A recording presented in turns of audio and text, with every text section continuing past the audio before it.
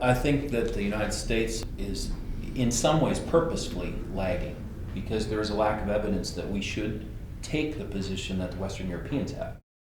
So in some ways I think that we've chosen carefully how to go down this path. And to the extent that we're a little behind in some ways, I think we are, in that we're not benchmarking. We don't understand yet where we should be in use. But I would say we're very careful and cautious not to take steps forward on a path that may ultimately lead to bad outcomes for society. So my view isn't necessarily that we're lagging. My view is that we're being cautious. We're watching carefully the steps that are being taken around the world. We want to be precautionary. We certainly don't want to contribute to antibiotic resistance in any part of society, animals or humans. But there's not a lot of evidence to support that our use actually contributes to it. As a precaution, I'm in favor, and I believe the United States is generally in favor of reducing use, but I think we're careful in the steps we're taking to do that.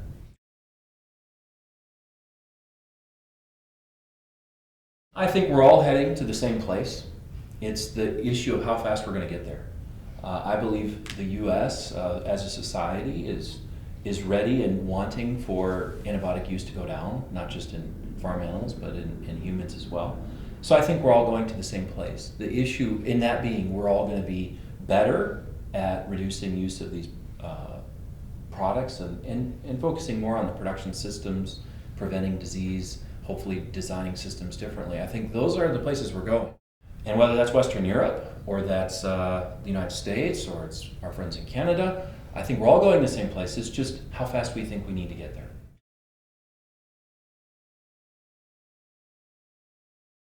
It's a global marketplace, and so the differentiation of products is the risk. And there's a battle there that's going on, and there's a price to be paid for these choices as well.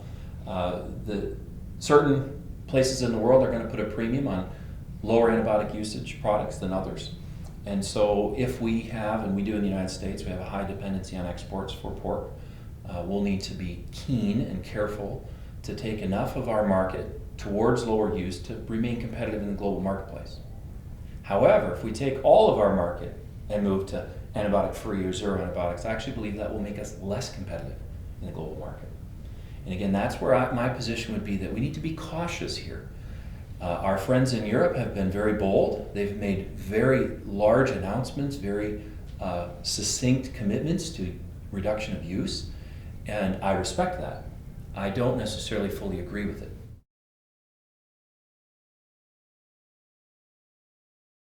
It's good stewardship. I think producers are always willing. In fact, I see this everywhere I go in the world. Producers are always willing to get better.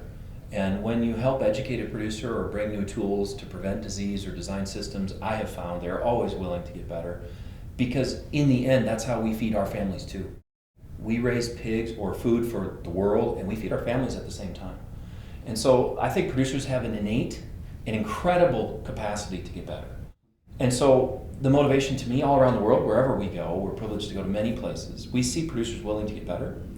And I think certainly in societies that have, I would call, more wealth and more choice, there's a societal sort of social license at risk here. We see it most in our Western European friends.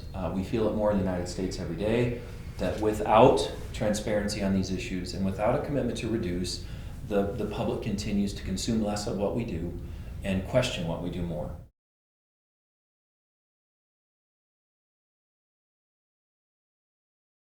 The state's very clear. We're eliminating the use of antimicrobials for growth promotion starting 2017. All antimicrobials in feed for growth promotion are eliminated. And that's a big step, and it's a very dramatic and good step, which we fully support. In addition, the U.S. has continued to push, I would say, more oversight from veterinarians on the use of all antimicrobials, whether in the feed, water, or injection. So the government in the U.S. has started to take steps, I think, to show that we're, as a country, we believe there's, again, my view, a precautionary principle. Even though the evidence may not support it, it's hard to argue that using less isn't a good thing. And so let's use less, and let's take these steps. Let's remove them as growth promotants. No problem, done. I think that that's a good step. Second step, let's have more veterinary oversight. That's what veterinarians take an oath to do. And then let's benchmark and let's watch, because I think those are the prudent steps at this point.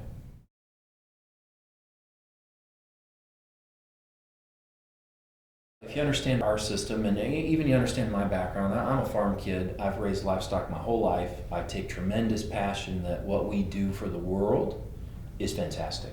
We raise food for everybody in the world, and I'm so proud of it. And so the idea that we don't strive to get better every day is just false. And the idea that we're out there pumping antibiotics into pigs because we want to is ridiculous. So our system, and many others in the US, not us alone, we are benchmarking like some of the rest of the world just to see. You can't improve what you don't measure. So we have to measure more effectively what we've used. And we're also, I would say, designing systems now, our production systems, in a way that we will be less dependent on antimicrobials in the future. And that's important. There are system design issues. I believe producers all around the world will be willing to make these changes. Some will have the capability to do it, and some will not. And that's going to be where the difficulty lies, is that their system designs and their ability to take these interventions out and still have humane, appropriate welfare for the pigs could be a problem. So in our minds, the important steps are to rethink and redesign the systems so that when these interventions are not as available and we want to reduce them, that we still have welfare of pigs at the front of our responsibility, and that we're not sacrificing it. It should not be, we take these out and the pigs are sick. We should have systems that allow us to have, we take these out and the pigs are healthy.